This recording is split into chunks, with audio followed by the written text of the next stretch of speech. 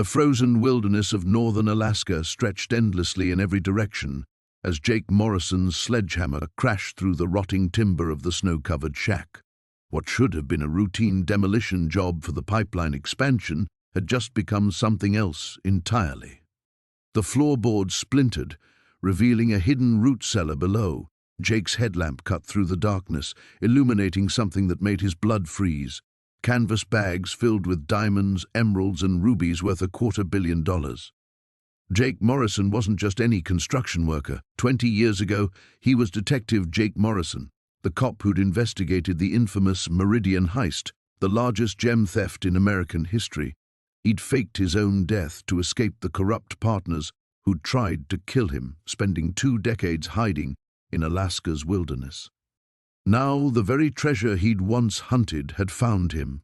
But as Jake heard the distant rumble of approaching vehicles through the Arctic wind, he realized the gem's deadly guardians were coming back for their prize.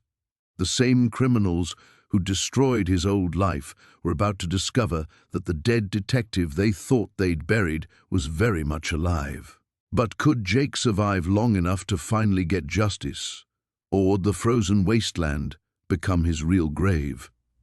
Jake's weathered hands trembled as he reached for the nearest canvas bag.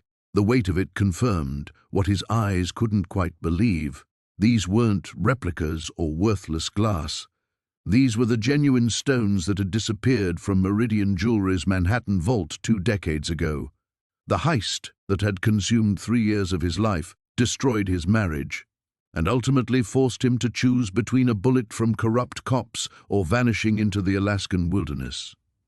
The rumble grew louder. Multiple engines, heavy vehicles capable of navigating the brutal terrain. Jake's survival instincts, honed by 20 years of living off-grid, screamed warnings. He'd chosen this demolition site precisely because it was 30 miles from the nearest road, accessible only by helicopter or specialized Arctic vehicles. No one should be coming here, unless they'd been waiting. Jake's mind raced through the implications. The shack hadn't appeared on any official records. He'd checked before accepting the job. Someone had built it specifically to hide the treasure, probably planning to retrieve it once the heat died down. But 20 years was a long time. Perhaps they'd assumed it was safe, forgotten even. He grabbed 3 of the smaller bags, their contents jingling like deadly wind chimes. The approaching vehicles were maybe 10 minutes out, but the sound carried strangely in the Arctic air. It could be 5 minutes. It could be 15. Moving with practiced efficiency, Jake secured the bags inside his parka and began destroying evidence of his discovery. He scattered loose gems back into the cellar, making it appear as though the impact of his sledgehammer had simply revealed them. If these people had been waiting 20 years to reclaim their prize, they wouldn't want to share it with a random construction worker who'd stumbled onto their secret. The wind picked up, sending snow swirling through the demolished shack. Jake's breath formed ice crystals in the frigid air as he worked to stage the scene. His hands, scarred from decades of manual labor, moved with the methodical precision that had once made him Boston PD's most persistent detective. 3 black SUVs emerged from the white landscape like mechanical wolves. They moved in formation, professional and coordinated. Jake recognized the approach pattern. These weren't treasure hunters or opportunistic criminals. This was military precision government training, or former government training. Jake positioned himself near his demolition equipment, adopting the confused posture of a worker who'd just made an incredible discovery. The lead SUV stopped 50 yards away, and 3 figures emerged. Even through the swirling snow, Jake could see they were armed. "Step away from the structure," called the lead figure, a woman's voice carrying clearly across the distance. "This is federal property." Jake raised his hands, letting confusion play across his weathered features. "Federal property? Lady, I've got permits for this demolition. Pipeline expansion signed and sealed." The woman approached, her movements controlled and confident. As she drew closer, Jake's blood chilled for the second time that day. Special Agent Sarah Chen, the FBI agent who'd been his partner in investigating the Meridian Heist. The woman who'd believed in his innocence when internal affairs had tried to frame him. The woman he'd been forced to abandon when he faked his death. She'd aged well, her face lean and hardened by 2 decades of federal service. But her eyes, those sharp, intelligent eyes that had once looked at him with trust and something deeper, now held only professional suspicion. "Construction permits can be forged," Chen said, her weapon held ready but not quite aimed at him. "What's your name?" Jake Morrison, the detective, would have recognized the tactical positioning, the way her backup had moved to flank him. But Jake Morrison, the construction worker, just saw federal agents interfering with his job. "Jake Morrison," he said, using the name that had become real through 20 years of use. "And unless you've got some paperwork that trumps mine, I've got work to finish before this weather gets worse." The morning air bit through Jake's jacket as he sat in his truck outside Murphy's diner, hands wrapped around a cup of coffee that had gone cold an hour ago. He hadn't slept. Every time he closed his eyes, he saw those gems glittering in his headlamp's beam, felt the weight of that leather pouch in his hands. $3 million, maybe more. The rational part of his mind, the part that had kept him alive through 2 tours in Afghanistan and 10 years swinging a sledgehammer for a living, screamed at him to walk away. People didn't just leave fortunes buried under floorboards for 20 years unless something had gone very, very wrong. But the other part, the part that was tired of living paycheck to paycheck and watching his body break down one demolished building at a time, whispered different advice. Finders keepers. His phone buzzed. Text from Tommy Rodriguez, his crew chief.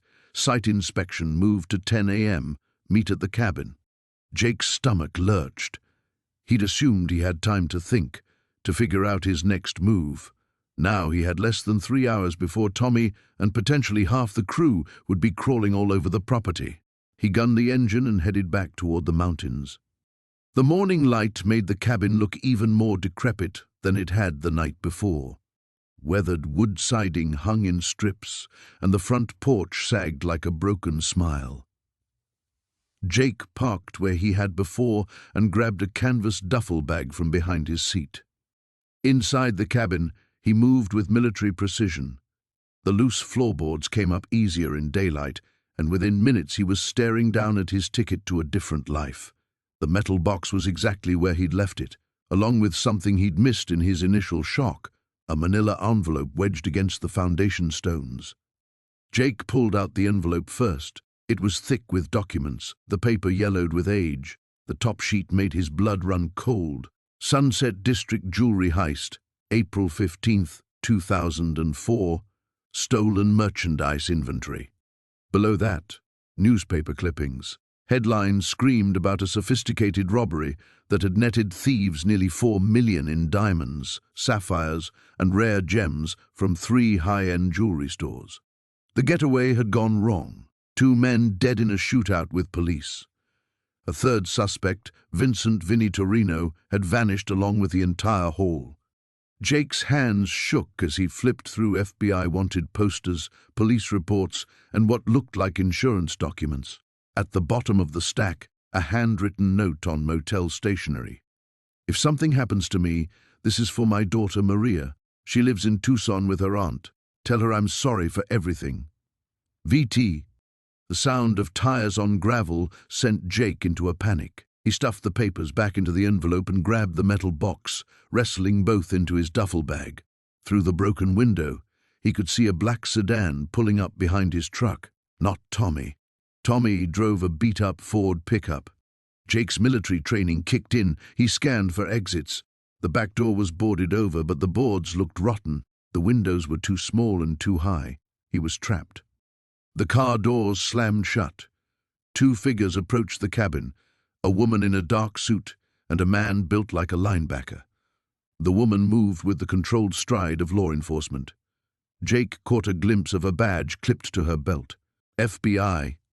He pressed himself against the wall beside the front door, duffel bag clutched to his chest. His heart hammered so loud he was sure they could hear it. 20 years, Marcus, the woman said as they reached the porch. Her voice carried a mixture of frustration and determination. 20 years I've been coming back to this place." "Maybe it's time to let it go, Agent Sullivan," the man replied. "Torino's probably been dead since 2004. The gems are long gone." "No." Her footsteps creaked across the porch. He was too smart to run with the merchandise, too paranoid. He hid it somewhere, and this cabin is the only property we can tie to him from that time period. The front door groaned as it opened. Jake held his breath, pressed tight against the wall, grateful for the shadows in the dim interior. "Looks like someone's been here recently," Agent Sullivan observed. "Fresh footprints in the dust." Jake's eyes fixed on the gaping hole in the floor where he'd pulled up the boards. There was no way to hide what he'd done. In seconds, she'd see the disturbed earth, the obvious signs of excavation. "Check outside for vehicles," Sullivan ordered. "Someone might still be—" "Agent Sullivan," Marcus called from the center of the room. "You need to see this." Jake closed his eyes. Game over. But instead of surrender, a different instinct took hold. The same one that had kept him alive in Kandahar. When trapped, don't give up. Create chaos and run. The drive back to town felt like the longest 20 minutes of Marcus's life. Every time headlights appeared in his rearview mirror, his pulse spiked. The canvas bag sat on the passenger seat like a coiled snake, and he kept glancing at it as if the gems might somehow disappear, or worse, multiply into an even bigger problem. He pulled into his apartment complex and sat in the truck for several minutes, scanning the parking lot. Everything looked normal. Mrs. Chen was walking her ancient poodle. The college kids in 4 billions were hauling groceries up the stairs. Just another Tuesday night in suburbia, except Marcus was carrying what had to be millions of dollars in stolen goods. Inside his cramped one-bedroom apartment, he dumped the gems onto his kitchen table under the harsh fluorescent light. They looked even more stunning than they had in the musty cabin. Emeralds the size of grapes, diamonds that caught the light like captured stars, rubies that gleamed like drops of blood. He picked up what looked like a sapphire necklace, hefting its substantial weight. Marcus had never owned anything worth more than his truck. His most valuable possession was probably his grandfather's watch, worth maybe $300 at a pawn shop. Now he was staring at enough wealth to change his life forever, if it didn't get him killed first. He grabbed his laptop and started researching. Famous jewelry heists brought up dozens of results. The Pink Panther gang, the Antwerp Diamond Center job, the Isabella Stewart Gardner museum theft. But it was a 20-year-old headline that made his blood turn cold. Cartwright Museum heist leaves 2 guards dead, millions in gems missing. The article detailed a brazen nighttime robbery at an upstate museum. 3 masked gunmen had overwhelmed security, executed 2 guards with military precision, and escaped with the museum's entire collection of rare gems, pieces worth an estimated $12 million. The FBI had launched a massive investigation, but the perpetrators and the gems had vanished without a trace. Marcus scrolled through follow-up articles, his stomach sinking with each new detail. The murdered guards had been young guys, barely older than Marcus was now. One had a pregnant wife, the other was putting himself through college. The photos showed their families at the funerals, devastated faces that burned into Marcus's memory. A quote from the lead FBI agent jumped out at him. "Agent Sarah Chen has dedicated her career to bringing the Cartwright killers to justice. They're still out there," Chen says, "and I won't rest until they pay for what they did." The name hit him like a physical blow. Chen, like Mrs. Chen downstairs with her poodle. Coincidence? In a town this size, probably not. Marcus crept to his window and peered down at the parking lot. Mrs. Chen was gone, but her apartment lights were on. He'd lived here for 3 years, and she'd always been friendly in a distant sort of way. Retired, she'd told him once. Used to work for the government. He'd assumed she meant something boring like the Postal Service or Social Security Administration. What if she'd been FBI? His phone buzzed with a text from his foreman. Site inspection moved to Thursday. Take tomorrow off. The timing felt ominous. Marcus powered down his laptop and carefully gathered the gems back into the bag. He couldn't leave them here. His apartment was too exposed, too many people had keys. The building manager, maintenance crews, even Mrs. Chen probably had access if she really was who he was starting to suspect she might be. He thought about the cabin. Whoever had hidden the gems there clearly hadn't been back in years. The place had been scheduled for demolition because it was part of a new development project. If Marcus hadn't been doing the site survey, the gems might have been buried forever under tons of concrete and steel, but going back felt like walking into a trap. Then again, staying put with the evidence felt just as dangerous. Marcus made a decision that surprised him. He pulled out his phone and Googled the FBI field office nearest to his location. After 20 minutes of bureaucratic transfers, he found himself talking to a night duty officer. "I need to speak with Agent Sarah Chen," he said, his voice steadier than he felt. "Agent Chen retired 5 years ago. Can someone else help you? Do you have contact information for her? It's about the Cartwright Museum case." The line went quiet for so long Marcus thought the call had dropped. When the officer spoke again, his tone had completely changed. "Sir, I'm going to need you to stay on the line. Can you tell me your name and location?" Marcus hung up and immediately regretted it. Now they'd have his number, and probably his location within minutes. He grabbed the bag of gems and his truck keys, his mind racing. If Mrs. Chen really was the retired Agent Chen, then she'd been living one floor below stolen evidence for God knew how long. The question was, had she been hunting it or guarding it?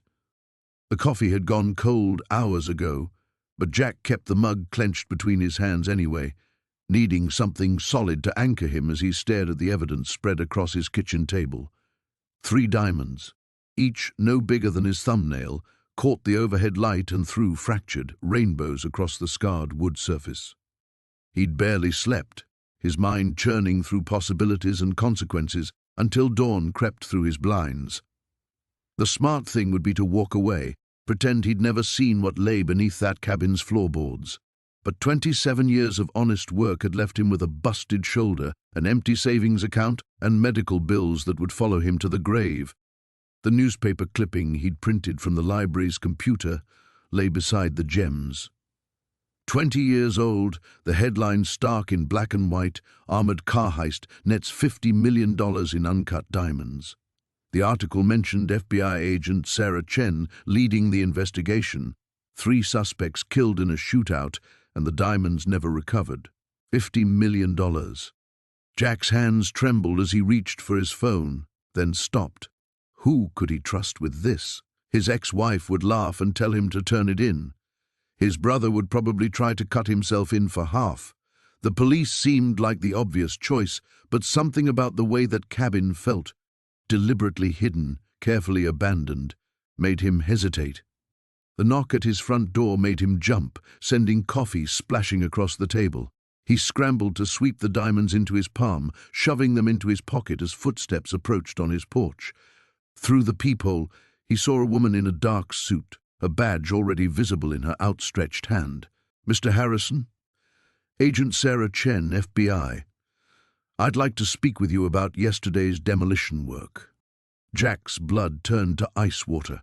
The same Agent Chen from the newspaper article. After 20 years she was still hunting these diamonds, and somehow she'd connected him to them. He forced his breathing to steady, wiped his sweaty palms on his jeans, and opened the door. "Ma'am?"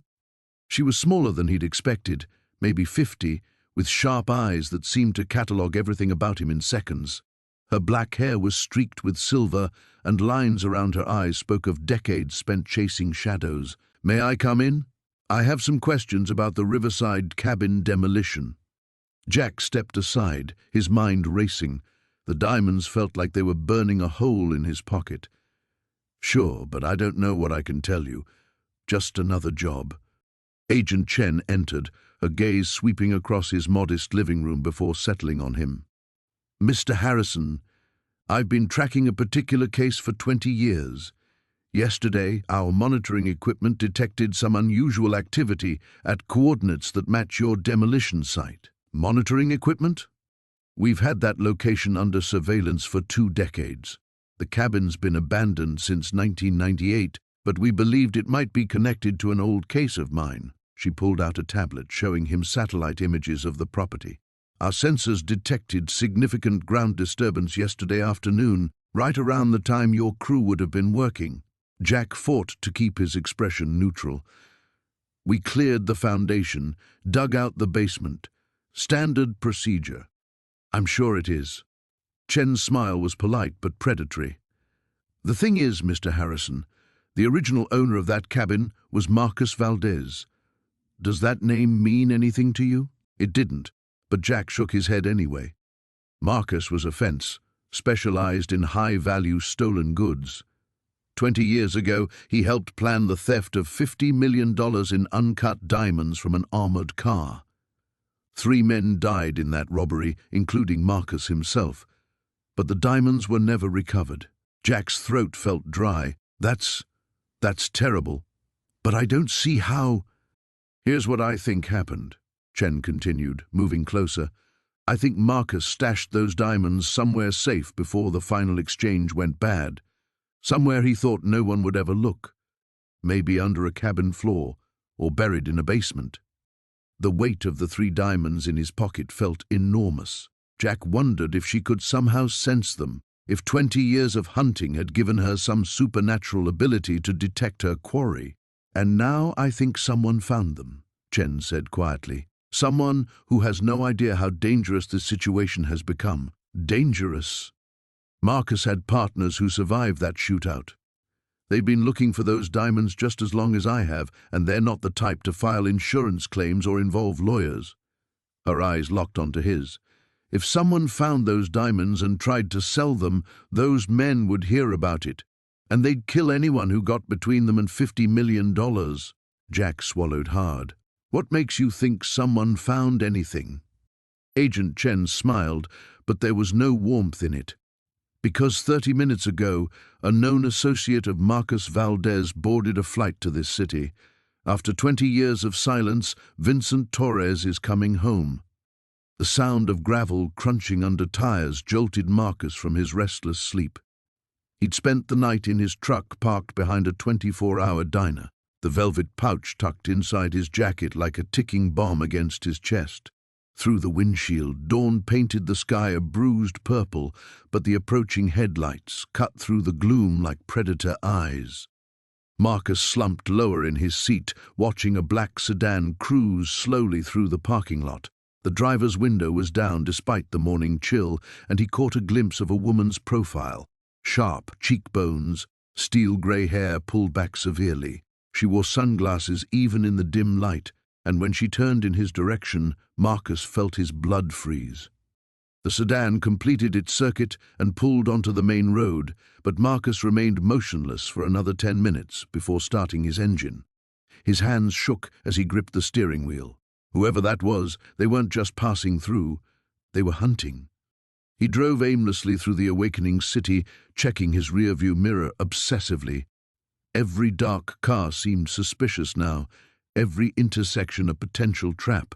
The weight of the gems pressed against his ribs with each breath, a constant reminder that he'd stumbled into something far beyond his understanding.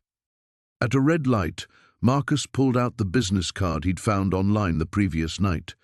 Detective Sarah Chen, Chicago PD. She'd been quoted in several news articles about recovered stolen goods, and her reputation seemed solid. Maybe she could help him navigate this nightmare without ending up dead or in federal prison. The police station buzzed with morning activity as Marcus approached the front desk, the pouch now transferred to his jacket's inner pocket.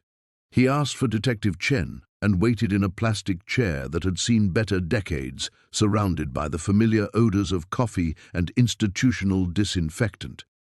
Mr. Rivera? Detective Chen appeared younger than he'd expected, maybe mid-30s, with intelligent dark eyes and an air of barely contained energy. I understand you have information about stolen property? She led him to a cramped interview room where Marcus found himself studying her face for signs of corruption or hidden agendas. The past 24 hours had shattered his ability to trust anyone completely. I need to know this conversation stays confidential until I decide how to proceed, Marcus began. his voice hoarse from sleepless worry. Chen leaned back in her chair. "I can't promise that if you're confessing to a felony, but let's hear what you've got."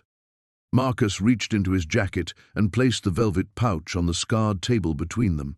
Chen's eyebrows rose slightly, but she didn't touch it immediately. "I found this yesterday during a demolition job, under the floorboards of an old cabin." He explained the discovery, watching Chen's expression grow increasingly serious as she examined the gems. "These aren't costume jewelry," she murmured, holding a diamond up to the fluorescent light. "Where exactly was this cabin located?" Marcus provided the address and details about the demolition contract.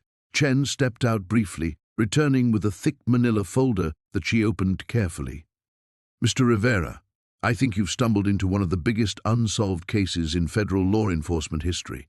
She spread several photographs across the table, surveillance shots of men in expensive suits, crime scene photos, newspaper headlines about a 20-year-old armored car robbery. "The Millennium Heist," Chen explained. "New Year's Eve, 2000. 4 men stole over 50 million in gems and precious metals from a convoy heading to a jewelry exhibition. The thieves were identified but never caught. The treasure was never recovered." Marcus stared at the photographs, recognizing none of the faces but feeling their menace across 2 decades. "What happened to them?" "2 died in what looked like gang violence about 6 months after the robbery. The third, Vincent Kozlov, disappeared completely. The FBI's been chasing shadows ever since." Chen pointed to another photo showing a stern-faced woman in a federal jacket. "Agent Rebecca Walsh has made this case her life's work. She's ruthless, brilliant, and completely obsessed." The description triggered Marcus's memory of the woman in the black sedan, and his stomach clenched with fresh dread. "The thing is," Chen continued, "if you found this stash, it means someone knows where it was hidden, and they're probably not happy it's missing." As if summoned by her words, Chen's phone buzzed with an urgent text. Her face paled as she read it. "There's been a shooting at the cabin site. 2 men, execution style." She looked up at Marcus with grim certainty. "This just became a multiple homicide investigation, and you're sitting in the middle of it with evidence from a 20-year-old federal case." Marcus felt the walls of the small room closing in around him. Outside, he could hear the distant wail of sirens, and he wondered if they were coming for him. The motel room smelled like cigarettes and broken dreams.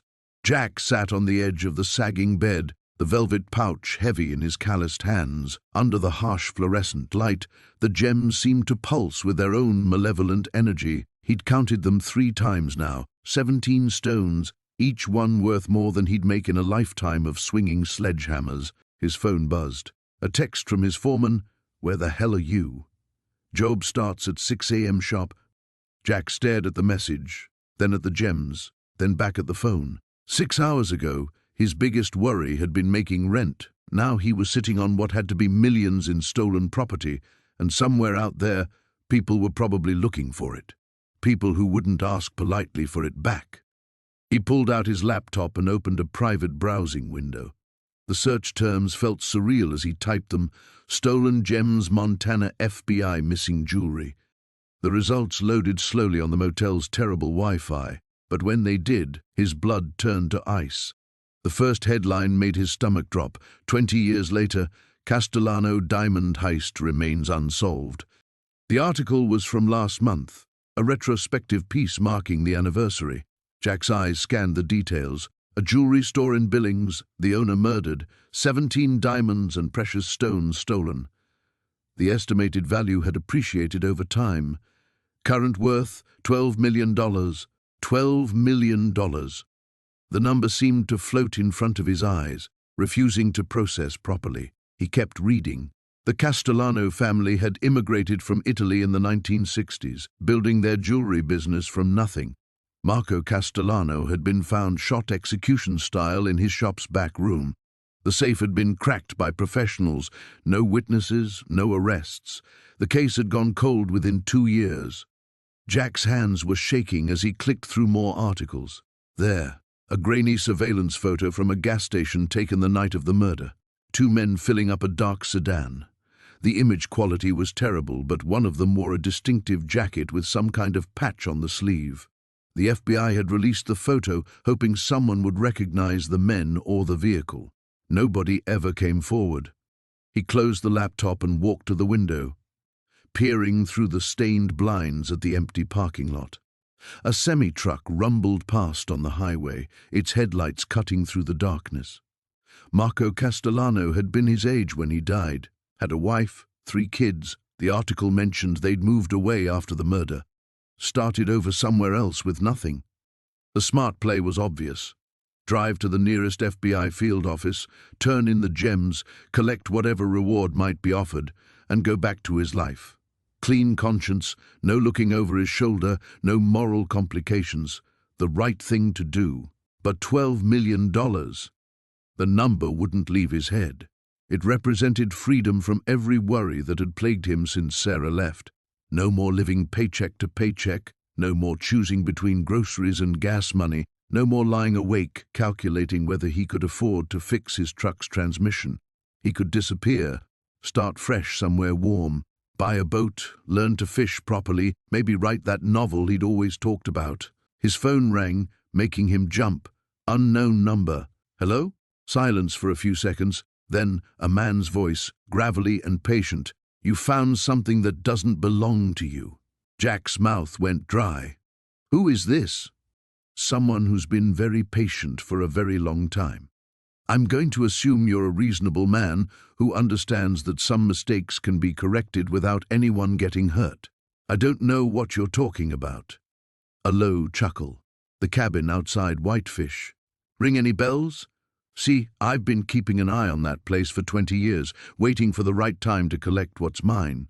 Imagine my surprise when I see some demo crew tearing it down. Jack's legs felt weak. He sat back down on the bed, clutching the phone. How did you get this number? Your truck was parked there for 3 hours yesterday. Montana license plate 779 Lima Delta, Quebec. Registration leads to Jake Morrison, age 34, divorced, currently unemployed but recently working demo jobs around Kalispell. Staying at the Wagon Wheel Motel, room 14. You paid cash, but the desk clerk remembers you. Friendly guy, probably doesn't deserve what's going to happen to him if this goes sideways. Terror flooded through Jack's system like ice water. This man knew everything, had probably been watching him since he left the cabin site. What do you want? A conversation. Face to face. There's a diner called Rosie's about 2 miles east of your motel. Be there in 1 hour. Bring my property. Come alone, and we can work something out that keeps everyone breathing. The line went dead. Jack stared at the phone, then at the velvet pouch. $12 million had suddenly become a death sentence. The motel room felt smaller, with Agent Sarah Chen pacing between the beds like a caged predator. Marcus sat on the edge of his bed, the gym bag at his feet, watching her wear a path in the threadbare carpet. Outside, 18-wheelers rumbled past on the interstate, their headlights briefly illuminating the curtains before disappearing into the night.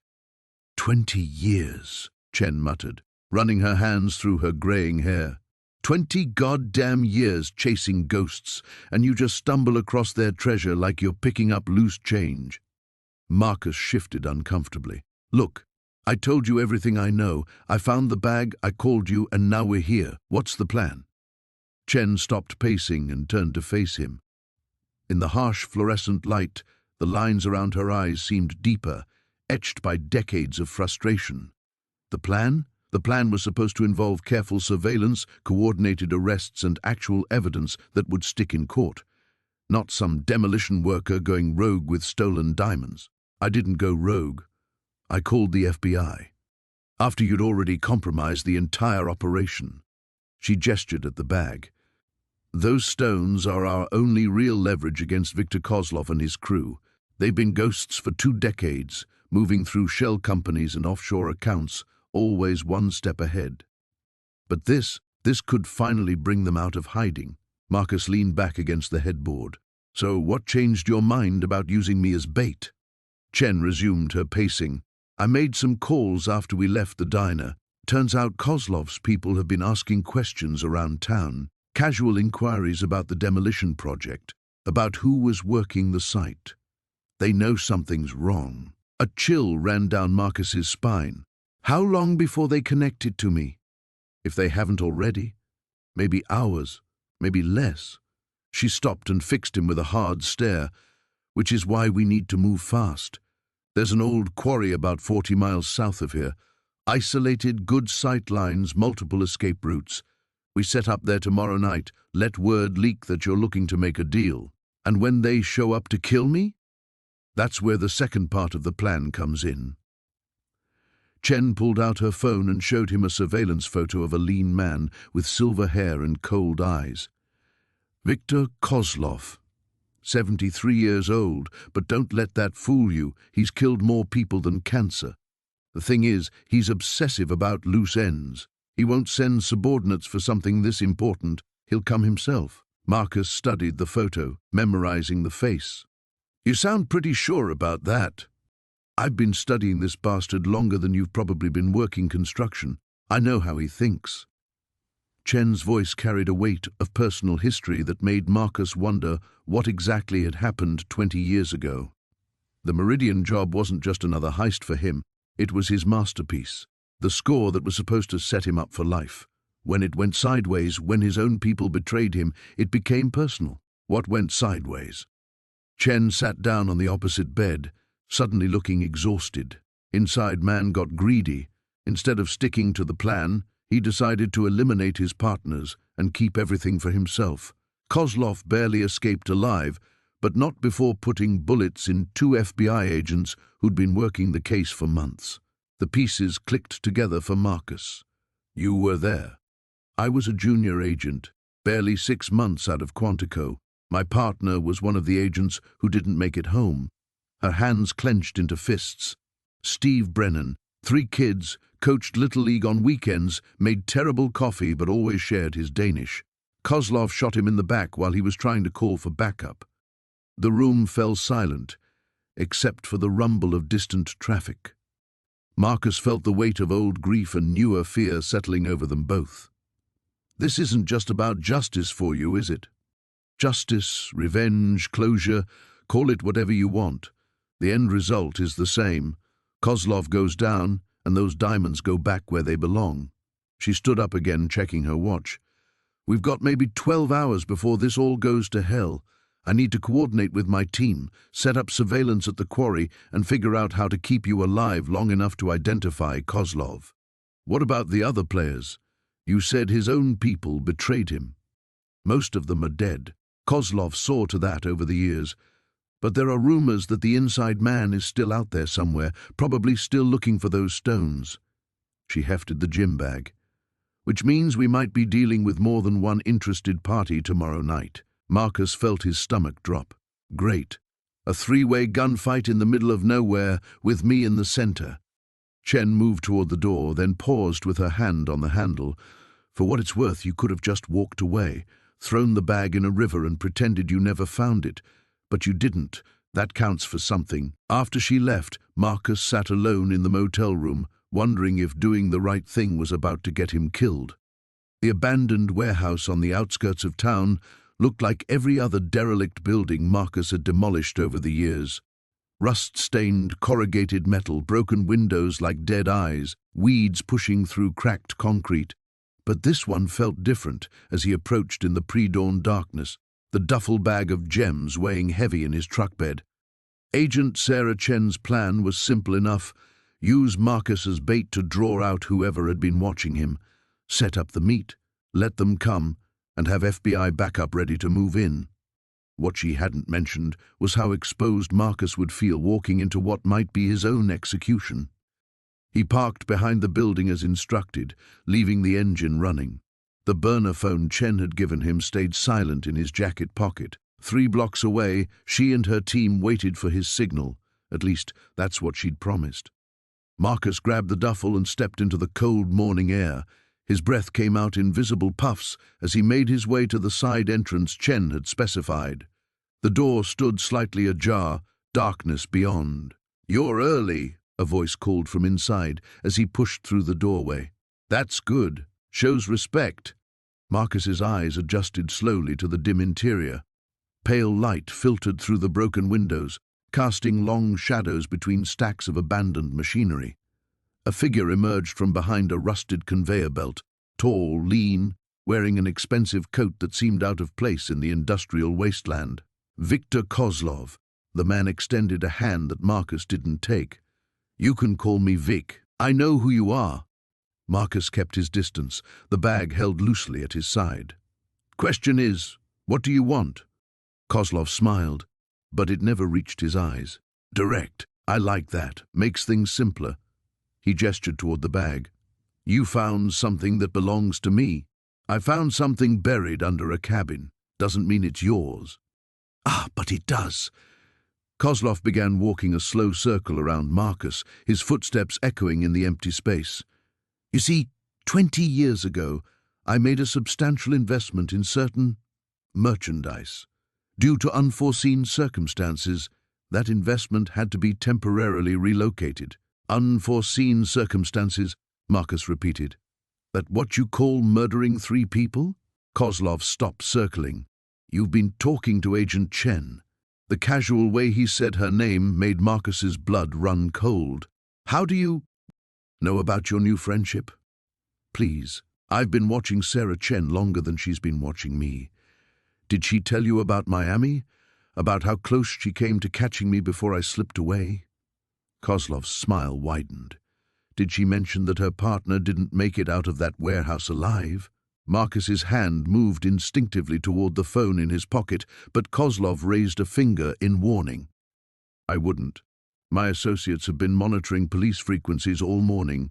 Any sudden moves, any signals, and this becomes much more complicated than it needs to be." "What do you want?"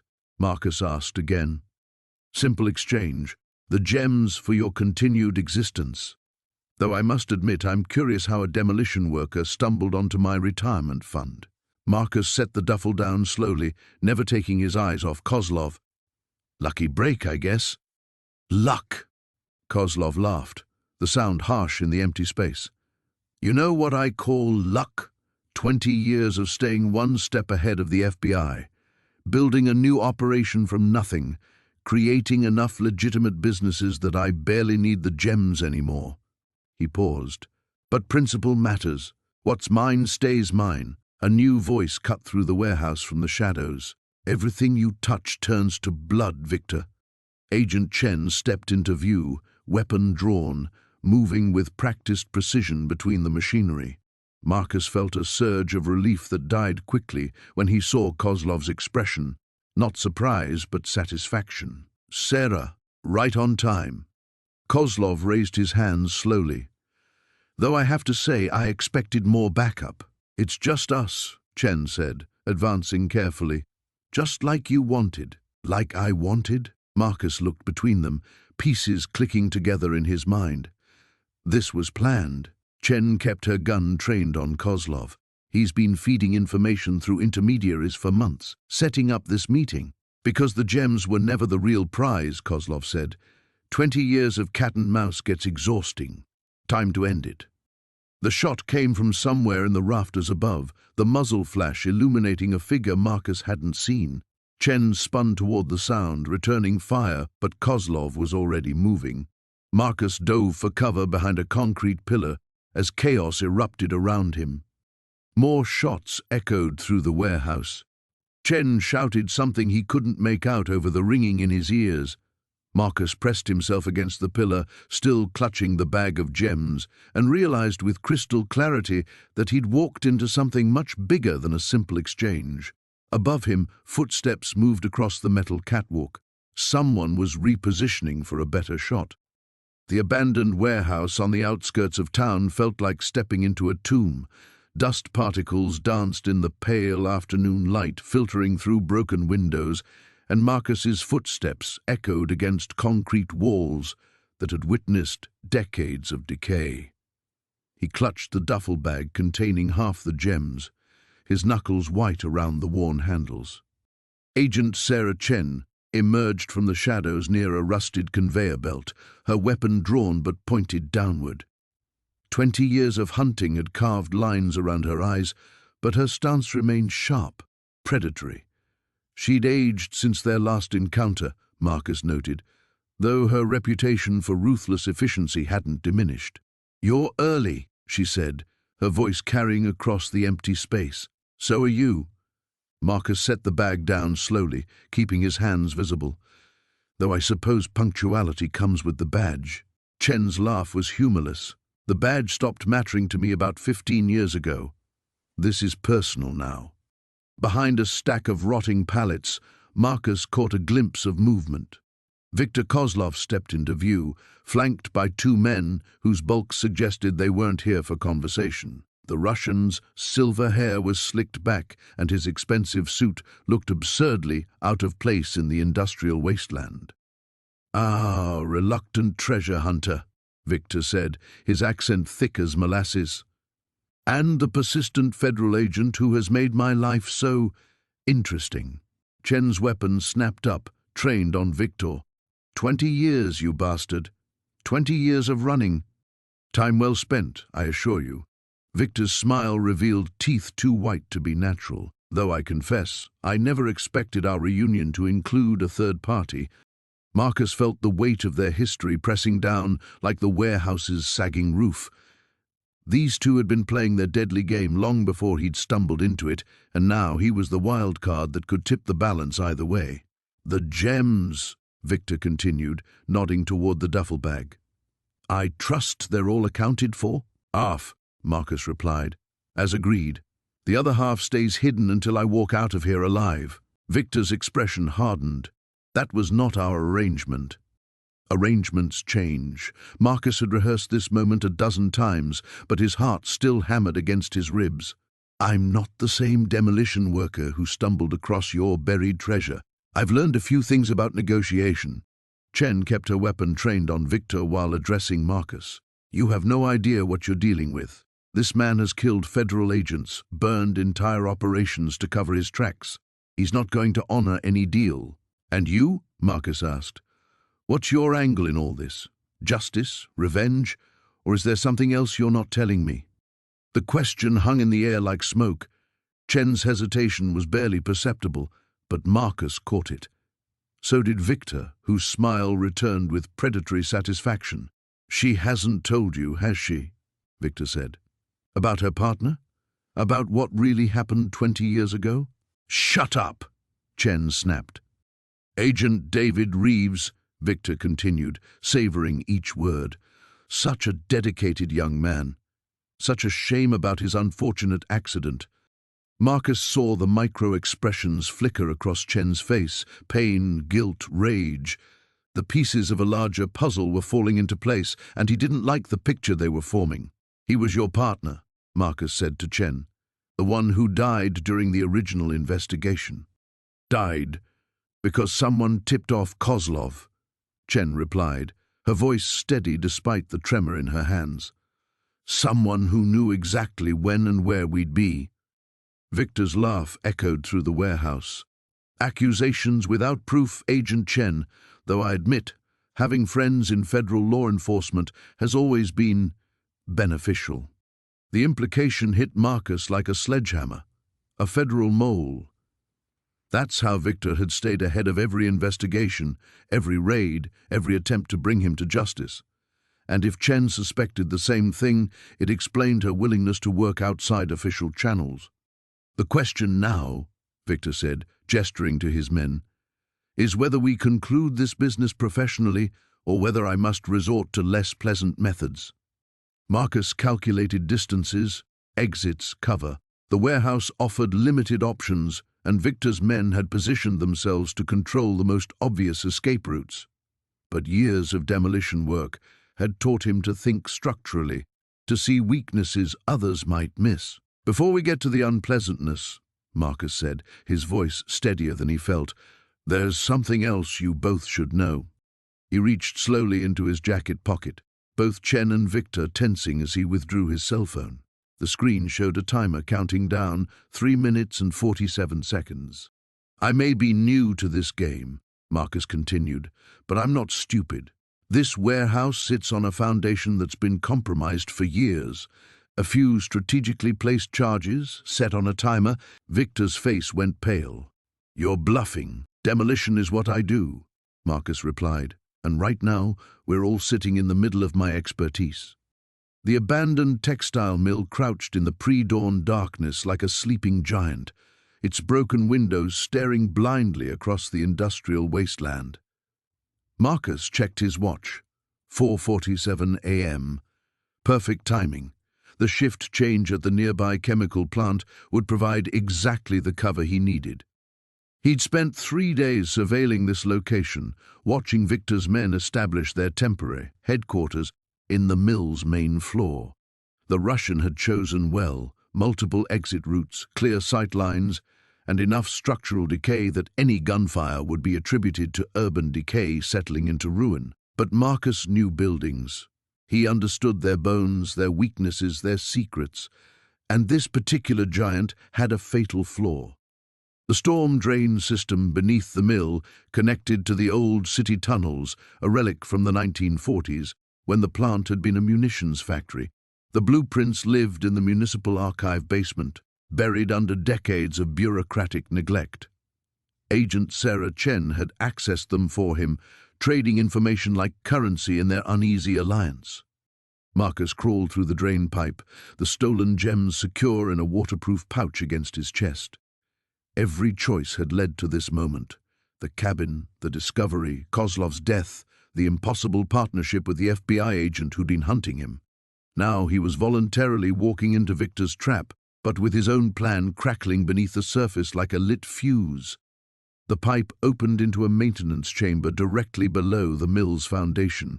Voices drifted through the concrete above, Russian accents discussing patrol routes and weapon positions. Marcus counted at least 6 distinct speakers, maybe more.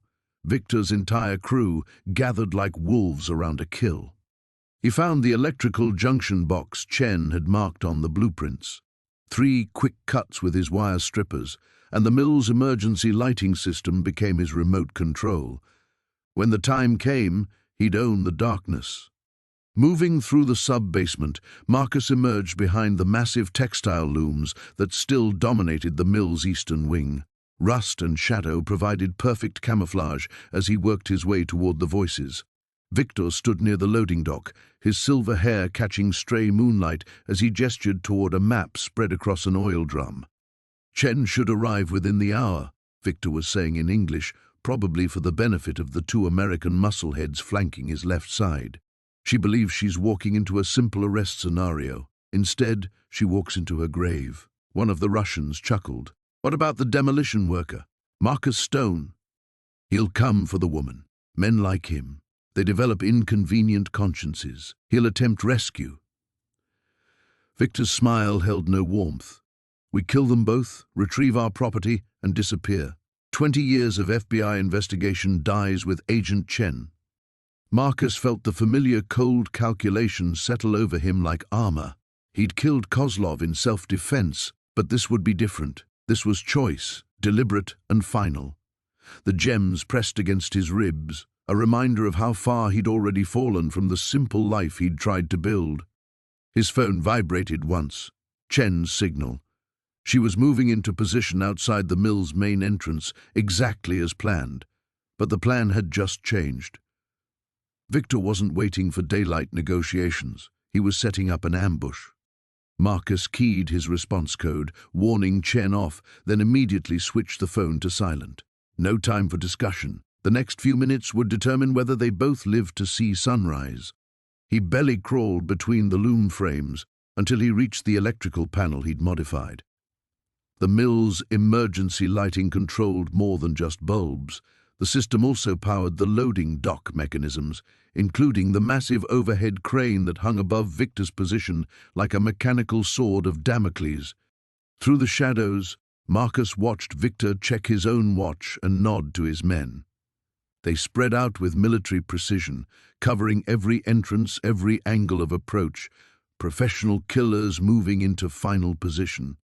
Chen's silhouette appeared in the loading dock entrance, right on schedule despite his warning. She'd either missed his signal or chosen to ignore it. Marcus cursed silently. The woman had 20 years of experience, but she was walking into a crossfire that would cut her apart. Victor raised his hand, preparing to signal his shooters. Marcus hit the electrical switches. The mill plunged into absolute darkness just as the overhead crane's release mechanism engaged with a thunderous metallic shriek. 2 tons of rusted steel machinery crashed down onto the oil drum map table, missing Victor by inches and crushing one of the Americans beneath its massive frame. Gunfire erupted immediately, muzzle flashes strobing through the darkness like deadly lightning. Men shouted in Russian and English, panic fracturing their careful coordination.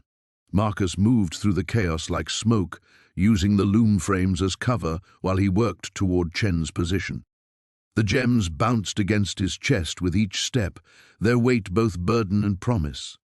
But first, they all had to survive the killing ground the mill had become. The abandoned warehouse on the outskirts of town felt like a tomb when Sarah pulled up to the loading dock. Her headlights swept across rusted metal doors and broken windows, revealing nothing but shadows and decay. She cut the engine and sat in the darkness, her hand trembling as she reached for the duffel bag containing half the diamonds. Marcus had chosen this place well. No witnesses, no security cameras, nothing but empty industrial buildings stretching toward the river. She checked her watch, 11:47 p.m. 13 minutes early, just as Agent Reeves had instructed through the wire taped beneath her jacket. The plan was simple enough. She'd make the exchange, Reeves and his team would move in, and Marcus would finally pay for what he'd done 20 years ago. But sitting here in the suffocating silence, nothing felt simple anymore. Her phone buzzed, a text from Marcus inside, "Loading Dock 3, come alone." Sarah grabbed the bag and stepped into the cool night air. The wind carried the smell of rust and stagnant water from the nearby river. She tried to remember Reeves' instructions about staying calm, keeping Marcus talking, but her heart hammered against her ribs as she approached the designated entrance. The loading dock door stood partially open, revealing a rectangle of deeper darkness. She slipped through and found herself in a cavernous space filled with abandoned machinery and shipping containers. Weak moonlight filtered through skylights, creating pools of pale illumination across the concrete floor. "You're early," Marcus's voice echoed from somewhere ahead. Sarah moved forward, the duffel bag's weight pulling at her shoulder. "Where's my brother?" "Safe, for now." Marcus stepped out from behind a shipping container, and Sarah's breath caught. The years had not been kind to him. His once handsome face was gaunt, scarred along the left temple, and his dark hair had gone completely grey. But his eyes held the same cold intelligence that had made him such an effective killer. "The diamonds," he said, extending his hand. "Not until I see Danny." Sarah held the bag closer to her chest. Marcus smiled, the expression devoid of warmth. "You're hardly in a position to make demands, but very well." He whistled sharply, and another figure emerged from the shadows, Tommy Chen, Marcus's longtime partner. Between them, they half-carried, half-dragged Danny forward. Sarah's heart lurched. Her brother looked terrible, bruised, disheveled, a gag tied around his mouth. But he was alive, and his eyes blazed with fury rather than fear. "There's your brother," Marcus said. "Now the stones." Sarah hesitated, remembering Reeves's warning about keeping the criminals talking as long as possible. 20 years, she said. "Why come back now? Why risk everything for these diamonds?" Marcus's jaw tightened. "Because that FBI bastard Reeves has been closing in. New technology, old evidence getting reprocessed. It was only a matter of time before he tracked me down. I need those diamonds to disappear properly this time. So you killed all those people for nothing. I killed them because they were liabilities." His voice carried no remorse. "Just like you're about to become." The words hit Sarah like ice water. "We had a deal. We had a temporary arrangement. You really think I'd let you and your brother walk away? You know who I am now. You've seen my face." Marcus nodded to Tommy, who produced a pistol from his jacket. "But I'm not unreasonable. Make this easy. Hand over the bag, and I'll make it quick." Sarah's mind raced. Where was Reeves? The warehouse felt impossibly large and empty, as if the FBI team had never existed at all. She clutched the duffel bag tighter, knowing it was the only leverage she had left. "There's something you should know about these diamonds," she said, buying time. Marcus's eyes narrowed. "What?" They're not all here. The silence stretched between them like a drawn wire. Tommy shifted nervously, his gun still trained on Sarah. "Explain," Marcus said finally. "I kept some back. Insurance. You kill us, you'll never find the rest." It was a bluff, but Marcus didn't know that. She watched his face carefully, seeing the calculation behind his eyes. These diamonds represented his only chance at escape, at starting over somewhere Reeves couldn't follow. "How many?" he asked. "Enough that you can't afford to lose them." Marcus stepped closer, and Sarah could smell cigarettes and old sweat on his clothes. "You're lying." "Am I?" Sarah forced herself to meet his stare. "You want to take that chance?" The standoff stretched between them, the only sound their breathing and the distant hum of traffic. Danny struggled against his bonds, trying to speak through the gag, but Tommy pressed the gun against his temple. Then, from somewhere in the darkness beyond the shipping containers, came the soft scrape of footsteps on concrete. Marcus heard it too, his head snapping toward the sound. Sarah held her breath, praying it was Reeves and his team, knowing that the next few seconds would determine whether any of them walked out of this warehouse alive. The safe house sat like a forgotten tomb in the hills outside Bakersfield, its weathered walls barely visible through the overgrown scrub oak.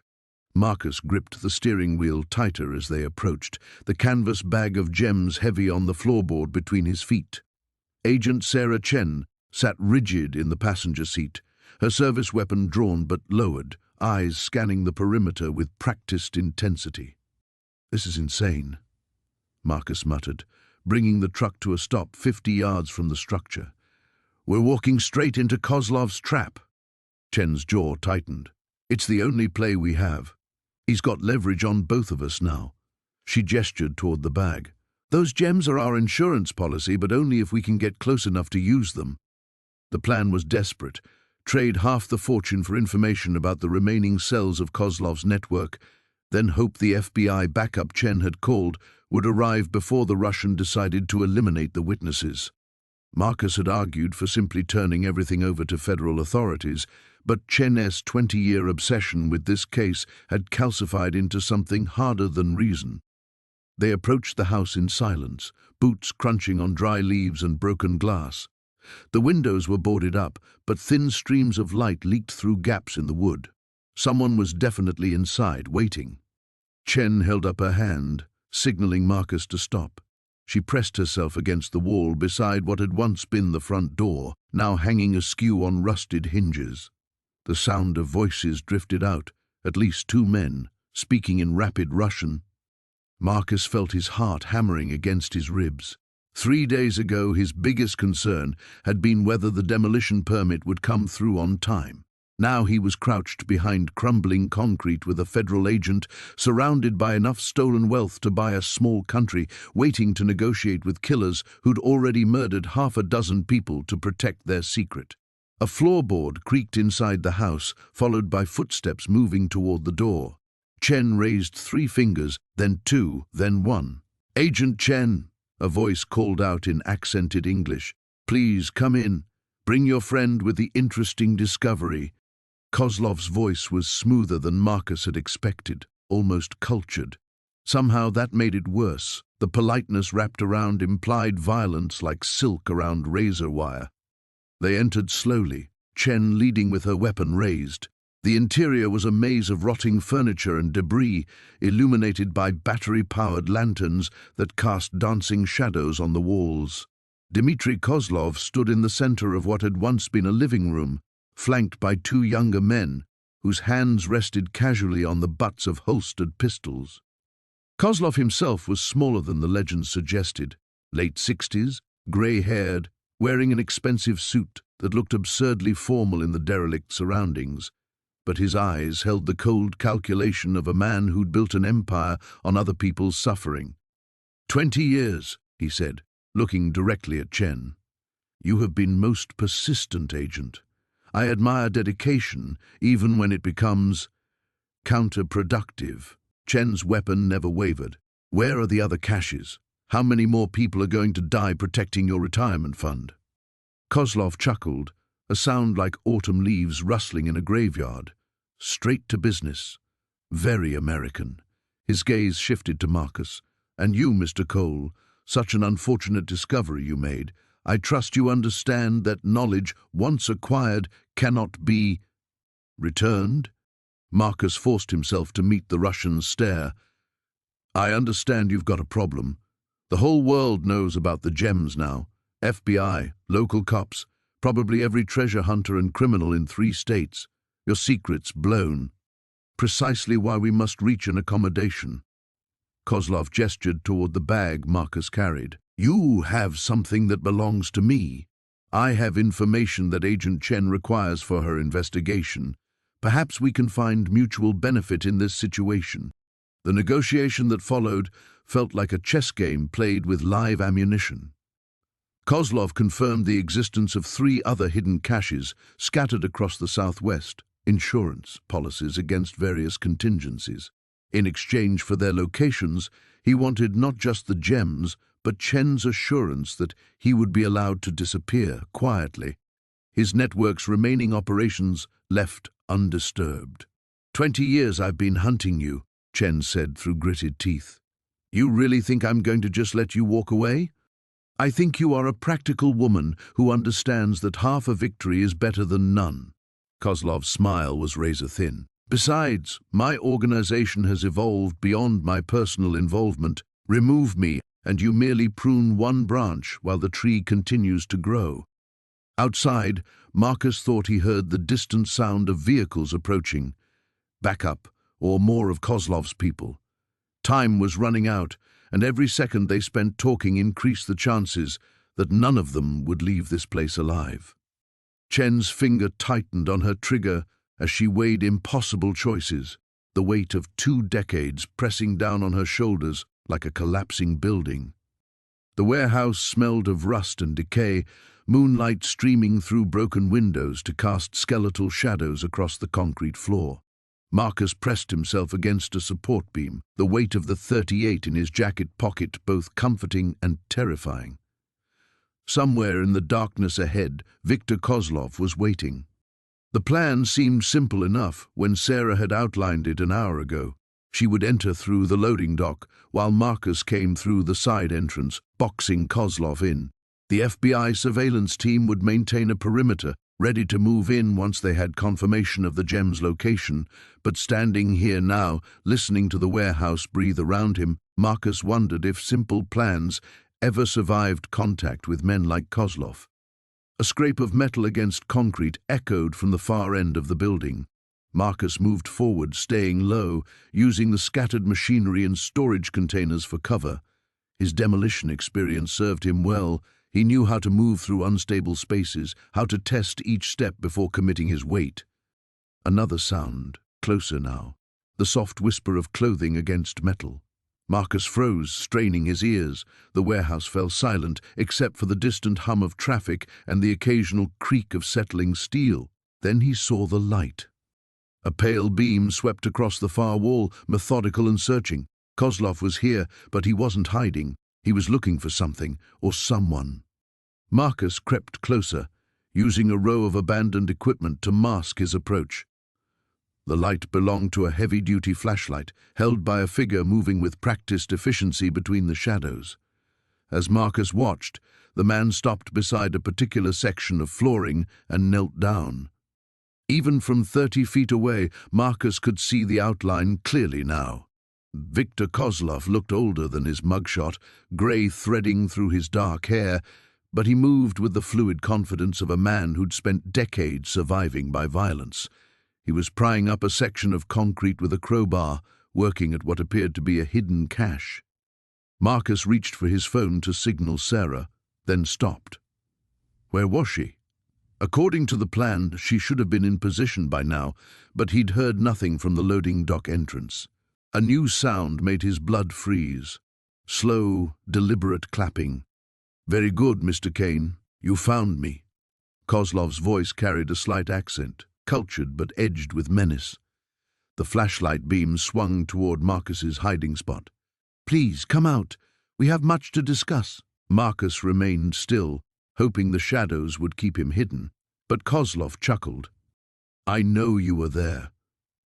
Just as I know, Agent Rivera is currently tied up in the basement office, wondering how her careful plan went so wrong. The beam swept closer. You see, I have been watching you both for days, waiting for the right moment. The words hit Marcus like a physical blow.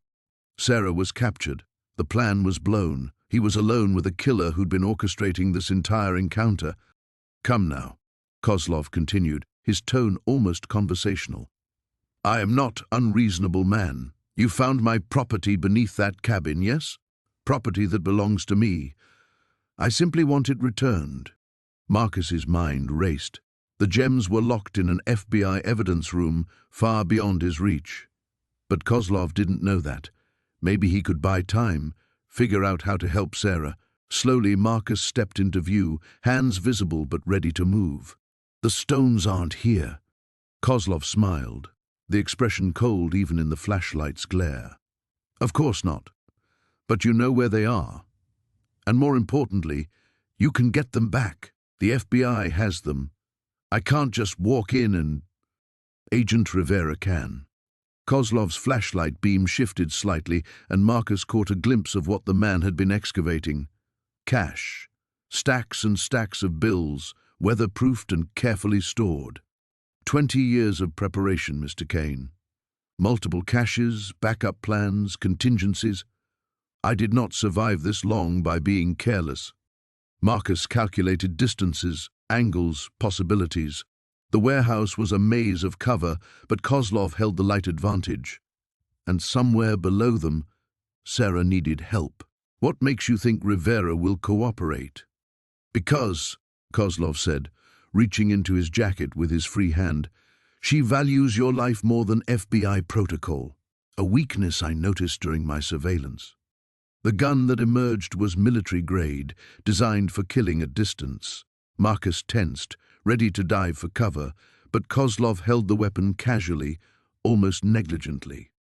Here is what will happen. You will call Agent Rivera's superiors and arrange a meeting. You will tell them you have remembered where I might have hidden additional gems. When Rivera accompanies you to this fictional location, she will instead retrieve my property from evidence storage. And if I refuse... Kozlov's smile widened. Then Agent Rivera dies tonight, and you spend whatever brief time remains of your life running from my associates. They are far less patient than I am. The warehouse fell silent except for Marcus's heartbeat thundering in his ears. Somewhere below, Sarah was counting on him. The gems that had promised freedom had instead delivered them both into the hands of a patient, methodical killer. Marcus reached slowly for his phone. The warehouse smelled of rust and decades of neglect. Jack crouched behind a stack of rotting pallets, his heart hammering against his ribs as footsteps echoed through the cavernous space. Agent Sarah Chen moved like a predator through the shadows, her weapon drawn, every muscle coiled for action. I know you're in here, Marcus, she called out, her voice carrying across the empty floor. 20 years is a long time to run. Don't you think it's time to stop? From somewhere deeper in the darkness came a low chuckle. Sarah Chen. Still chasing ghosts, I see. You never did know when to quit. Marcus Volkov stepped into a shaft of moonlight streaming through a broken skylight. Even after 2 decades, Jack recognized the man from the FBI photos, older now, graying at the temples, but still carrying himself with the dangerous confidence of a professional killer. The gems, Marcus. Where are they? Chen stepped closer, her gun never wavering. Gone, scattered to the winds years ago. Volkov's accent had faded but not disappeared entirely. Did you really think I'd leave them sitting under some cabin in the woods all this time? Jack's blood turned to ice. The man was lying, had to be lying. Those gems were still there, still waiting. Unless... Then explain the demolition worker, Chen said. Jack Morrison. Ring any bells? He found your little hiding spot. Volkov's expression shifted, a flicker of surprise crossing his features. Impossible. That location was known only to 3 people. 2 are dead. Are they? Chen took another step forward. Because I have evidence suggesting otherwise. Your old partner Victor survived the warehouse fire in 04. He's been feeding me information for months. The silence stretched taut as a wire. Jack could feel the tension crackling through the air, 2 decades of cat and mouse culminating in this moment. He shifted his weight, trying to get a better view, and a piece of debris skittered across the floor. Both Chen and Volkov spun toward the sound. "Well, well," Volkov said, his hand moving to the pistol at his hip. "It seems we have company." Jack knew he had seconds before they found him. He burst from his hiding spot, sprinting toward the far end of the warehouse where he'd spotted an exit sign earlier.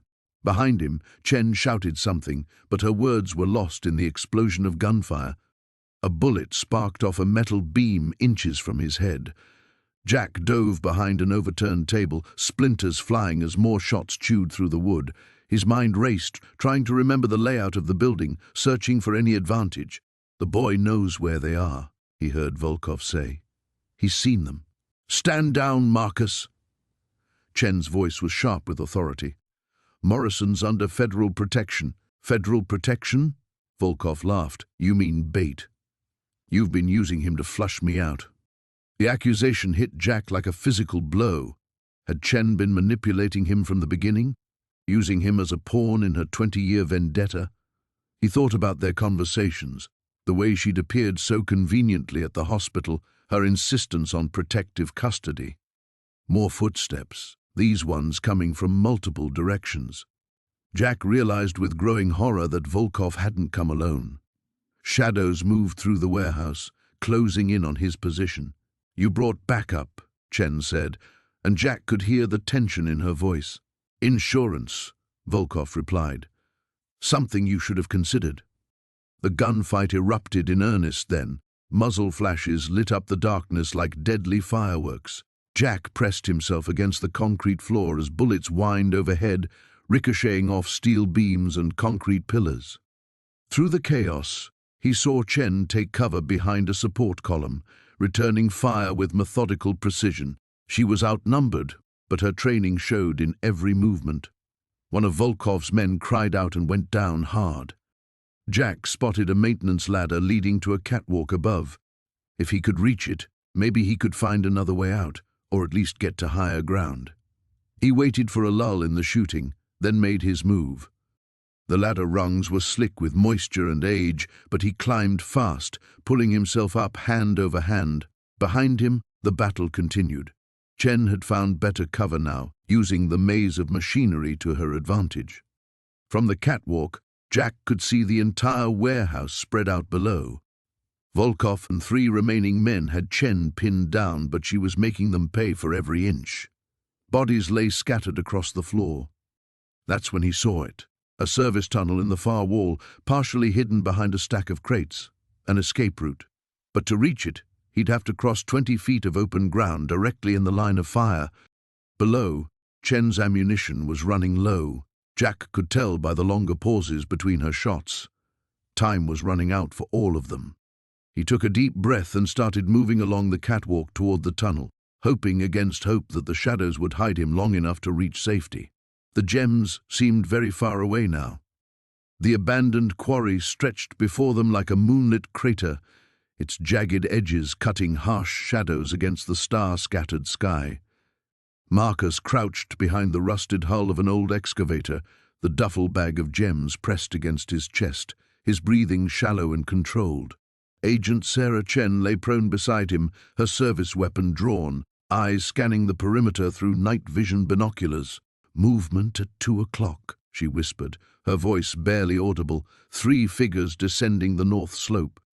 Marcus squinted into the darkness, making out the silhouettes of Viktor Kozlov's men as they picked their way down the rocky incline. The Russian crime boss himself would be close behind. This was too personal for him to delegate entirely. 20 years of waiting to reclaim his stolen fortune had turned the man into something approaching obsessed. "Where's your backup?" Marcus asked, though he already suspected the answer from Chen's grim expression. "Delayed. Equipment failure on their helicopter." She lowered the binoculars, her jaw tight. "We're on our own until they can drive in from Portland, which gives us maybe 2 hours. 2 hours against Kozlov's entire crew. Marcus had seen enough action movies to know those weren't favorable odds, but the gems in his bag represented more than just financial security. They were evidence of a decades-old crime that had destroyed lives and corrupted everything they touched, including apparently his own moral compass, since he was still considering ways to escape with them rather than hand them over to Chen. A sharp whistle echoed across the quarry, followed by an answering call from the opposite ridge. They were being surrounded, with military precision. "This was your plan," Marcus muttered. "Use me as bait, draw them out into the open where you could arrest them cleanly. Except now we're outnumbered and outgunned." "Plans change," Chen chambered around. "The important thing is keeping those gems out of Kozlov's hands. He's used the proceeds from fence operations to fund human trafficking, drug smuggling, weapons deals. I know what he is." Marcus shifted the bag's weight. "But knowing and surviving are different things." Another whistle, closer this time. Then the crunch of boots on gravel, multiple sets moving with practiced stealth. Marcus counted at least 6 different positions based on the sounds echoing off the quarry walls. Professional killers, all of them, converging on their position with the patience of wolves. Chen pulled out her radio, keeping the volume low. "This is Agent Chen, requesting immediate backup at coordinates." Static burst from the speaker, loud enough to make both of them flinch. She quickly shut it off, but the damage was done. "Radio frequency jammer," she said grimly. "They've cut our communications." A spotlight blazed to life from the quarry's eastern rim, its harsh beams sweeping across their hiding spot. Marcus and Chen pressed themselves flat against the excavator's treads as the light passed overhead. Then a voice boomed across the space, amplified by a portable speaker. "Marcus Kellerman, I know you're down there." The accent was thick, unmistakably Russian. "Viktor Kozlov himself. You have something that belongs to me. Something I've been very patient about recovering." Marcus felt Chen tense beside him. She gestured toward a cluster of concrete debris about 30 yards away. Better cover, but they'd be exposed crossing the open ground. "I'm prepared to be reasonable," Kozlov continued. "Return my property, and I'll let you walk away. The FBI agent as well. I have no interest in unnecessary bloodshed." "He's lying," Chen breathed. "Obviously." Marcus studied the distance to the concrete blocks. "But what choice do we have?" The spotlight swung back toward their position, and Marcus made his decision. He sprinted from cover, the duffel bag bouncing against his back as automatic weapons fire erupted from multiple positions. Bullets sparked off rocks and machinery around him as he dove behind the concrete barrier, Chen rolling in beside him a second later.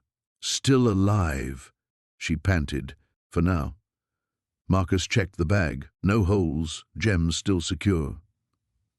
"How's your ammunition situation?" 2 spare magazines. Chen peered around the concrete edge. "You ever fire a gun?" "Does a nail gun count?" "Not really."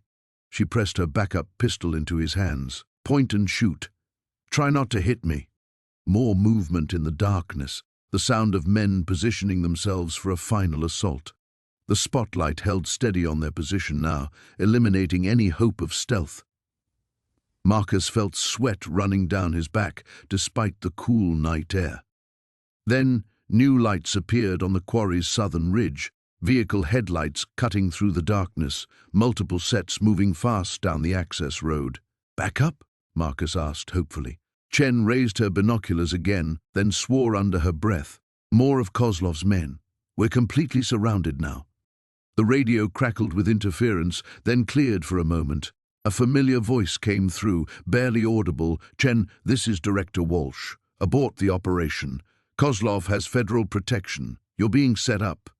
The transmission dissolved into static, but the message was clear enough. Somewhere in the federal system, Viktor Kozlov had bought himself an insurance policy. They were truly on their own. The warehouse stretched into darkness beyond the reach of Jake's flashlight beam.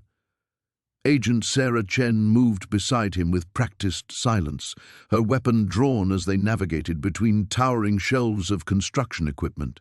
The tip had come from Marcus, Viktor Kozlov's last known associate would be making a final play for the gems tonight. Movement.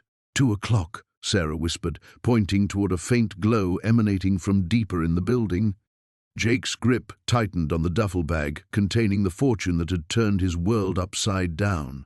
3 weeks ago, he'd been nothing more than a demolition worker looking to make an honest living. Now he was bait in a 20-year-old game of cat and mouse between federal agents and international criminals. They crept forward, the concrete floor cold beneath their feet. Jake could hear voices now, at least 3 men speaking in hushed tones. One voice carried a distinct Russian accent that made his blood run cold. Kozlov had survived the shootout at the marina after all. Sarah held up her hand, signaling him to stop. She pressed her back against a support beam and listened intently. Her face, illuminated by the distant light, showed the focus of someone who had waited 2 decades for this moment. The demolition man should arrive soon. Kozlov's voice drifted through the warehouse. He thinks he's clever, but desperation makes fools of even careful men. What if he doesn't come? Another voice asked. He'll come. Men like him always believe they can outsmart their betters. Besides, we have excellent motivation waiting for him. Jake's stomach dropped. Through the gaps in the shelving, he could see a figure bound to a chair near a makeshift table. Even from this distance, he recognized the slight frame and grey hair of Mrs. Rodriguez, his elderly neighbor who had been watering his plants while he'd been in hiding. Sarah saw her too and touched Jake's shoulder, her expression grim but determined. She held up 3 fingers, then pointed in different directions around the lit area. 3 men positioned to cover all approaches. It was a professional setup. The sound of a sliding door echoed through the warehouse. Heavy footsteps approached from behind them, and Jake's heart hammered against his ribs. They were trapped between the new arrivals and Kozlov's position. Right on time, Kozlov called out cheerfully. Bring our guest forward. Sarah grabbed Jake's arm and pulled him behind a forklift, just as 2 more men walked past their hiding spot. One carried a military-style rifle, while the other had a handgun pressed against the back of someone Jake couldn't see clearly. You know what I want, Kozlov continued, his voice growing closer. The gems, all of them, in exchange for the lives of these good people. These people, plural. Jake's throat constricted as the second hostage came into view under the harsh LED work lights. Detective Ray Morrison sat bound beside Mrs. Rodriguez, his face bloodied but his eyes alert and scanning for opportunities. Sarah's radio crackled almost inaudibly in her earpiece. Her backup was in position outside, but Jake knew they couldn't wait for a coordinated assault, not with 2 innocent people's lives hanging in the balance. I'm going out there, Jake whispered. Like hell you are. This is what they want. Look at them, Sarah. Mrs. Rodriguez has nothing to do with this. She's 83 years old and makes me soup when I'm sick. If you walk out there, we lose our only advantage. They'll kill all of us. Jake hefted the duffel bag. Not if I give them what they want first. Before Sarah could stop him, he stepped out from behind the forklift and walked toward the light. Kozlov, I'm here. Let's make this trade. The response was immediate. 2 laser sights found his chest, while a 3rd man appeared from the shadows to his left. Jake kept walking, his hands visible, the bag hanging from his shoulder. Smart man, Kozlov said, stepping into view. He was smaller than Jake had expected, with silver hair and expensive clothes that looked out of place in the industrial setting, though not quite smart enough to come alone. Jake's blood froze. Kozlov smiled and gestured casually toward the darkness behind him. Agent Chen, please join us. My associates have excellent night vision equipment. Sarah emerged from the shadows, her weapon still drawn but useless against the 3 rifles now trained on her position. Her jaw was set in fury, 20 years of careful police work potentially undone in a single moment. The famous Agent Chen, Kozlov said admiringly. You've been quite persistent. I respect that in an adversary. Cut the small talk, Sarah replied. You have what you want. Let the civilians go.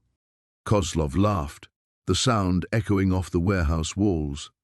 What I want, my dear agent, What I want is quite a bit more complicated than a bag of stolen gems." He nodded to one of his men, who stepped forward and pressed a gun against Mrs. Rodriguez's temple. "What I want is to finish what started 20 years ago."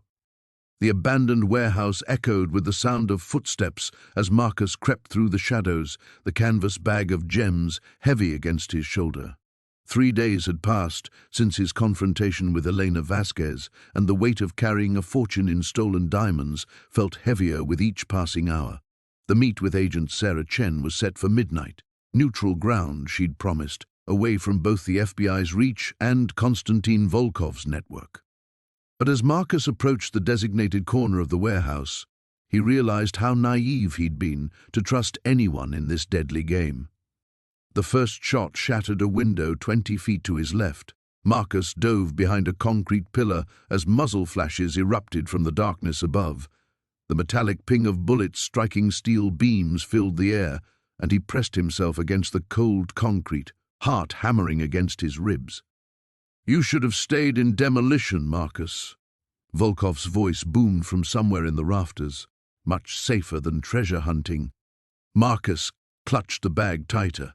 The Russian crime boss had found him first, which meant Chen was either dead, compromised, or had set him up from the beginning.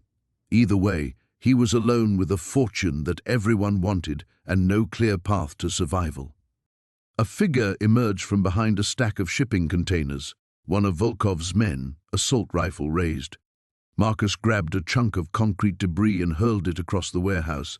As the gunman turned toward the sound, Marcus bolted for the emergency exit, keeping low and moving fast. The door was chained shut. "Damn it," he whispered, tugging futilely at the heavy links.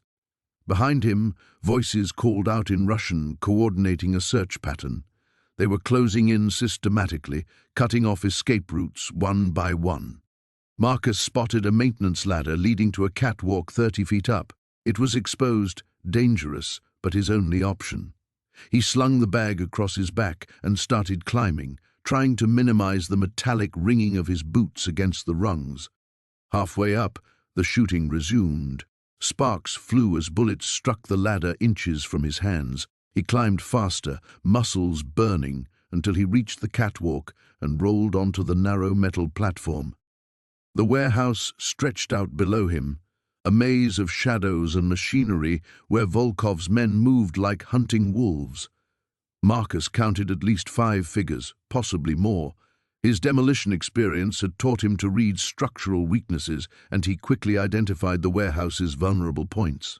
But destroying the building would kill him too, and the gems would be buried under tons of rubble. A new voice cut through the darkness below. "Federal agents, drop your weapons." Sarah Chen. She'd come after all, bringing backup. Gunfire erupted as 2 forces clashed, the FBI team advancing through the main entrance while Volkov's men took defensive positions. Marcus pressed himself flat against the catwalk, caught literally in the crossfire. "Marcus!" Chen's voice carried over the chaos. "Where are you?" He started to respond, then stopped. Something felt wrong. The FBI's tactical approach seemed too aggressive, too willing to risk civilian casualties. And Chen's voice carried a desperation that didn't match her usual controlled demeanor. Below, a figure detached itself from the FBI formation and moved with predatory grace toward the ladder Marcus had climbed. Even in the dim light, he recognized Dmitry Kozlov, Volkov's lieutenant, the man who'd tortured information from Elena's contact 3 days ago. The realization hit him like a physical blow. The FBI team wasn't FBI at all. Chen had been compromised, possibly killed, and Volkov was using her communication channels to orchestrate an elaborate trap. Marcus crawled along the catwalk toward the far end of the warehouse, where a freight elevator shaft offered potential cover. Behind him, boots rang against the ladder rungs as Kozlov began his ascent. The catwalk shuddered under the additional weight. Marcus reached the elevator shaft just as Kozlov's head appeared above the platform level, pistol already drawn. Marcus grabbed the bag and swung it hard, catching the Russian across the jaw. Kozlov stumbled but didn't fall, grabbing Marcus's ankle as he tried to slip into the elevator shaft. They grappled on the narrow catwalk, 30 feet above concrete floor. Kozlov was stronger, but Marcus had desperation on his side. The bag of gems spilled open during their struggle, diamonds scattering across the metal grating like deadly stars. Kozlov lunged for the gems, and Marcus seized the moment to drive his knee into the man's solar plexus. Kozlov doubled over, gasping, and Marcus shoved him toward the edge of the catwalk. But Kozlov caught the railing, hanging by his fingertips. "The diamonds," he wheezed. "Volkov will hunt you forever. Let him try," Marcus replied, and stepped on Kozlov's fingers. The Russian's scream cut short as he hit the warehouse floor with a sickening thud. Below, the gunfight continued, but with reduced intensity. Marcus began gathering the scattered gems, knowing his window for escape was closing fast. That's when he saw the real Sarah Chen emerge from the shadows near the loading dock, zip-tying a wounded gunman. Their eyes met across the warehouse, and she nodded grimly. The endgame was finally beginning. The abandoned warehouse echoed with the sound of steel doors slamming shut. Marcus crouched behind a rusted shipping container, the bag of gems heavy against his shoulder, his breath forming small clouds in the frigid air. Through the broken windows, he could see Kozlov's men spreading out across the perimeter, like hunters closing in on wounded prey. Agent Sarah Chen moved silently along the opposite wall, her weapon drawn, 20 years of pursuit finally converging on this moment. She caught Marcus's eye across the cavernous space and held up 3 fingers, then 2, then 1. The signal was clear. Kozlov had brought a small army, but they still had the advantage of knowing the layout. "You cannot hide forever, Demolition Man," Kozlov's voice boomed through the darkness, amplified by the hollow acoustics. "I have waited 20 years for my property. I can wait a few more minutes." Marcus shifted his position, remembering the blueprint Chen had shown him during their hurried planning session. The warehouse had been abandoned for a decade, but the old freight elevator shaft still ran to the roof. If they could reach it without being seen, they might have a chance. A flashlight beam swept across the container where Marcus had been hiding moments before. He pressed himself against the cold metal, feeling the outline of individual gems through the canvas bag. Each stone represented a life destroyed, a family torn apart by Kozlov's empire of violence. The weight of that knowledge felt heavier than their physical mass. Chen appeared beside him like a ghost, her federal training evident in every silent movement. "Service tunnels," she whispered, pointing toward a maintenance door barely visible in the shadows. "They connect to the subway system 2 blocks away." Before Marcus could respond, gunfire erupted from the far end of the warehouse. Muzzle flashes strobed in the darkness like deadly lightning, and the sound of bullets striking metal rang out in sharp percussion. Someone screamed, one of Kozlov's men, judging by the string of Russian curses that followed. "Move!" Chen hissed, and they sprinted toward the maintenance door as chaos erupted behind them. The service tunnel was narrow and rank with decades of accumulated moisture and decay. Their footsteps splashed through shallow puddles as they navigated by the pale glow of Chen's tactical flashlight. Behind them, the sounds of the gunfight grew muffled but more intense. "Who else is up there?" Marcus gasped as they reached a junction in the tunnel system. "Insurance," Chen replied grimly. "I may have mentioned to my task force that we'd located Kozlov." They emerged into the abandoned subway station that had been sealed off during the city's transit renovations years earlier. Graffiti covered the tiled walls, and homeless encampments dotted the platform. Their occupants long since fled at the first sound of trouble above ground. Marcus set the bag down and flexed his aching shoulder. "What happens now? Do I just hand these over and disappear?" Chen holstered her weapon and studied his face in the dim emergency lighting. "That depends. You could claim a finder's fee from the insurance companies, probably enough to set you up for life. Clean money this time. Or you disappear anyway, and I report that the gems were destroyed in the firefight. Your choice." The sound of footsteps echoed from the tunnel they'd just exited. Chen's hand moved instinctively to her weapon, but she relaxed when she recognized the tactical formation of her backup team emerging from the darkness. "Agent Chen," the team leader called out, "building secure. Kozlov's dead, along with 3 of his men. 2 others in custody." Marcus felt something loosen in his chest, a tension he'd been carrying since the moment his sledgehammer had first struck that hidden compartment. "It's really over?" Chen nodded slowly. "The Kozlov organization just became a footnote in FBI history. And you, Marcus Webb, just became a very wealthy man, assuming you make the right choice about how to handle this." He looked down at the bag of gems, then back at the agent who'd spent 2 decades pursuing justice. "I never wanted to be rich. I just wanted to survive. Now you can do both." Marcus shouldered the bag one final time and followed Chen's team toward the maintenance ladder that would take them back to street level. Above them, the first grey light of dawn was beginning to filter through the grating, and he could hear the distant wail of sirens as the city's emergency services responded to reports of gunfire in the warehouse district. 20 years of secrets had finally been dragged into the light. The gems would be returned to their rightful owners or their insurance companies. Kozlov's victims would finally have justice, even if many of them weren't alive to see it. And Marcus Webb, demolition worker turned accidental hero, would have a chance to build something new from the rubble of his old life. The ladder rungs were cold against his palms as he climbed toward daylight and whatever came next.